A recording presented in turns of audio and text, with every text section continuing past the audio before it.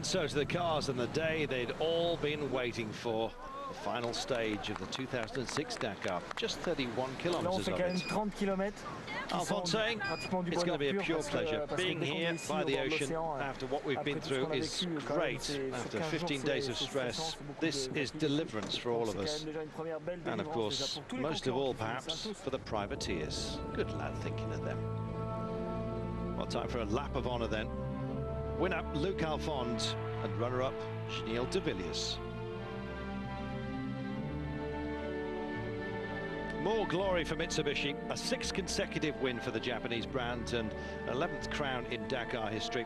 Victory for Alphonse, 3rd place for Nani Roma, 4th spot for Stefan Pennehansel, who led for so long. Only Hiroshi Matsuoka failed to make it to the final party for them.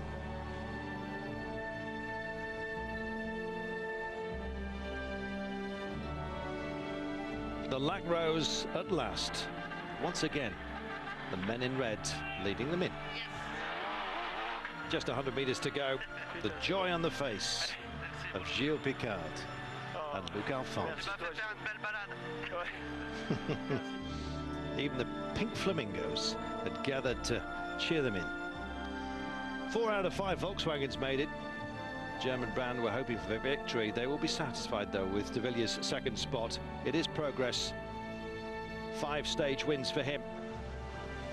Sainz didn't do too badly either. Stage wins, 2 in Europe and 2 in Africa. The Schlesser buggies, let's not forget them either. 2 V8 powered machines.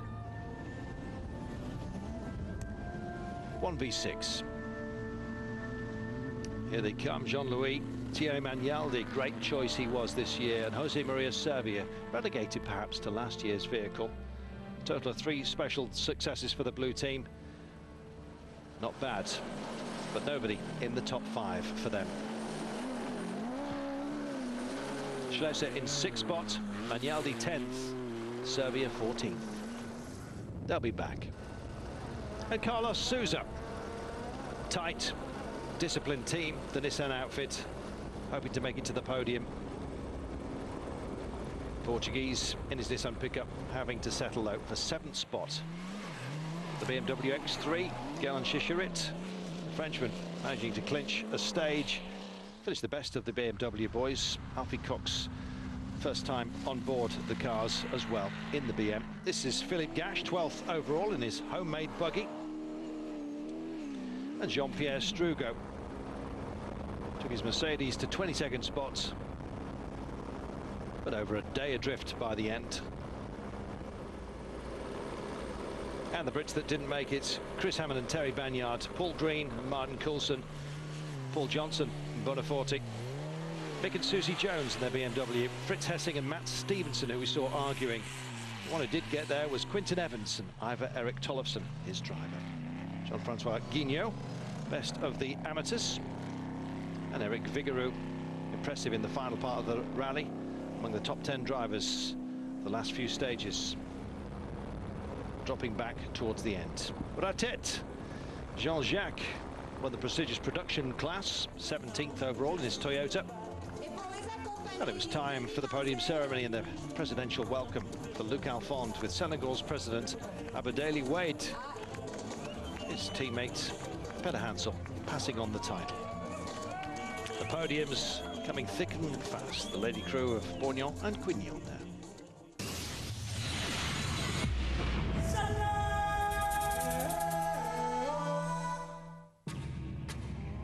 So confirmation of the results and how they finished. Incidentally, Tollefsen, the Norwegian, and Quinton Evans on board the bowler finished 16th. Very good.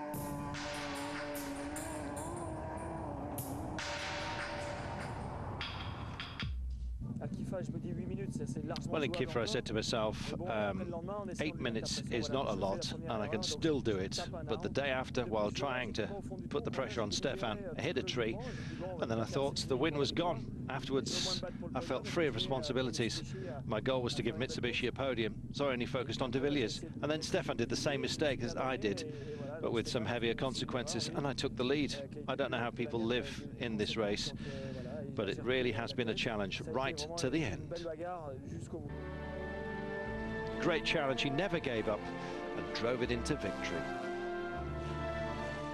Tina and myself really worked well together in this race. She really did a brilliant job, and I'm very proud of her on some of the stages where the navigation was difficult, and also this year it was very difficult with the new system we had, but she really did a good job. And I think, you know, we both enjoyed it, and we just we stuck to our guns and our task and what we set out to do in the beginning, and we just stay focused on what we wanted to achieve, and you know, I think it paid off in the end. If there was a certainty in Dakar racing, it's that Giniel de Villiers will be driving for Volkswagen in next year's race. Nani Roba says it's been a very constant Dakar for us, tough every day. There was not really ever a stage that was anything other than that. This made the Dakar very complicated this year. Unhappy because when the Dakar is difficult, you do great things, he says. Finished third ahead of Peter Hansel.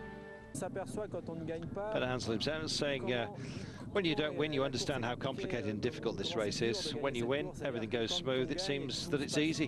When you commit mistakes and you have troubles, then you understand that the Dakar is a very complicated event, and this gives even more value to the wins that you've had in the past. And of course, he's had two. Didn't manage the trio, but he'll be back.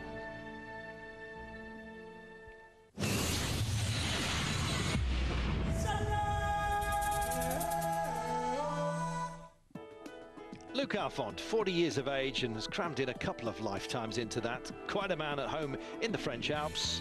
And of course, this warrior of the slopes was a World Cup overall champion in '97 before giving it up and turning to motorsport, stepping off the top. He said, it took me a long time to win in skiing, and it was something that I started doing very young. It was always 100%, 110% in my life. And so when I won the World Cup, I was happy, but I felt that I needed a new beginning. And so I took up car racing, which was something of a pleasure for me. Well, the pleasure didn't last long. His first Dakar in 1998 was not a success. Alphonse retired due to mechanical problems in a privateer Mitsubishi. He did make the surf, though. Wish he'd brought some swimming trunks. The following year, the Frenchman went for that open bath, winning the T1 class. He got on board a Kangoo, part of the Schlesser team. It didn't go well in 2000. Things turning a little bit sour. He says it's like watching The Strongest Man on TV. 2001, not that much better. Still behind the steering wheel of a Kangoo. After 4 Dakars, Alphonse made it to the end only once. He said, in the beginning of my rally career, I was scared by the desert. The desert is huge, hot, mineral, he says. The mountains are also the same. I finally managed to adapt to the desert. Now I feel better about the whole thing. Not perfect yet, though. Well, back as a privateer in Mitsubishi in 2002, he captured an excellent 7th spot overall, and that alerted him to other teams. BMW snatched him up to ride their X5. Sven Quant, impressed by what he'd done. Quant had to let him go, though, and replaced him with another French skier, incidentally, Gerland Schischerit. Finally, though, he's got it. A winner on the Dakar. He says, still want to win because it's a love of competition. It just drives me on. It's something deep within my soul. To make history, maybe. For me, it's about a challenge, personal goal, just to see how good I can be. 2006, finally the right year for Alphonse, winner of the Dakar and entering the list of very few sportsmen who've managed to switch from 2 completely different sports and succeed in both. Amazing.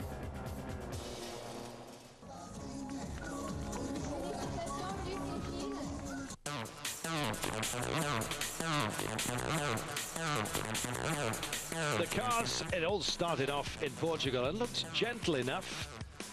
The beacons warning everyone who was coming through, and the man coming through at first was Carlos Sainz. He looked great.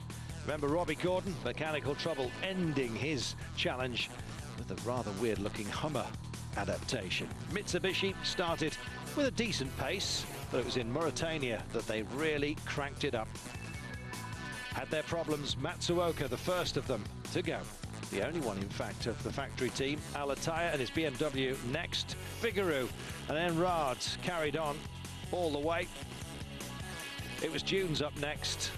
VWs had been dominant, and all of a sudden, it was about Mitsubishi once again.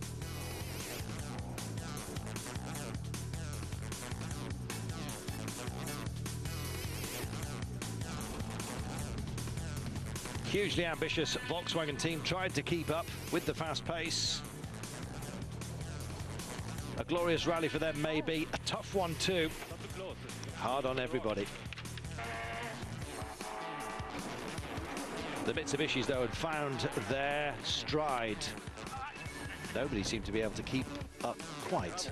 Schlesser starting to get a little bit angry. Others were as well. Carlos Sainz losing his rag. Bruno Sabi as well.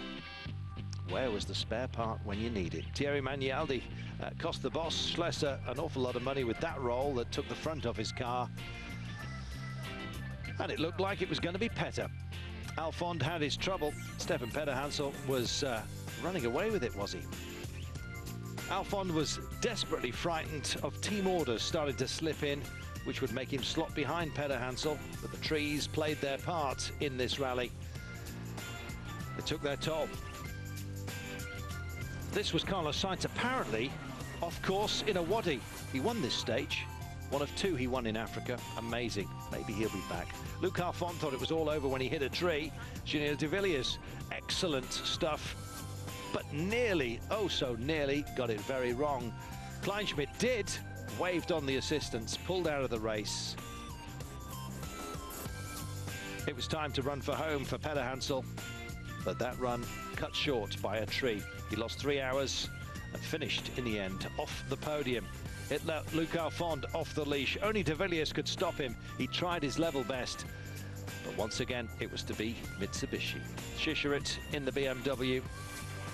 Star turn perhaps, one for the future. Only competing his second Dakar.